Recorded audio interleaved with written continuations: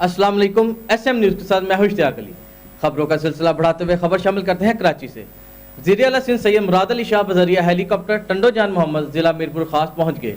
वज़ीर आला सिंध सैयद मुराद अली शाह की जानब से सजावल के बारिश से मुतासर इलाकों का फ़ज़ाई जायजा लिया गया। इसी हवाले से मज़ीद तफसीलात जानते हैं ब्यूरो चीफ जुल्फ़िकार अली से।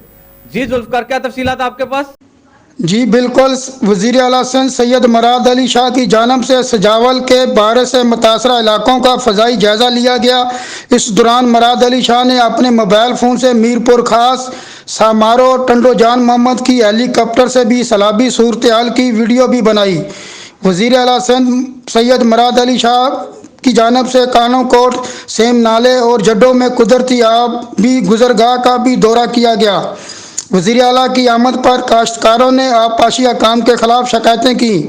वज़ीर आला सिंध ने मीडिया से गुफ्तगू के दौरान कहा कि साल 2011 से भी ज़्यादा बारिशें हुई हैं। बारिश के दौरान 3 अफराद जहाँ पाक हुए हैं। पूरी कोशिश होगी कि जड्डू और नकोट शहरों को बचाया जाए। सैयद मुराद अली शाह ने कहा कि हम अपने अवाम को तनहा नहीं छोड़ेंगे, कोशिश कर रहे हैं कि घरों, फसलों और जानी नुकसानात का इजाला करें। मैं आपको ये भी बताता चलूँ कि इससे पहले वज़ीर आला सिंध सैयद मुराद अली शाह ने कराची के इलाके कैदाबाद मलीर नदी का भी दौरा किया था।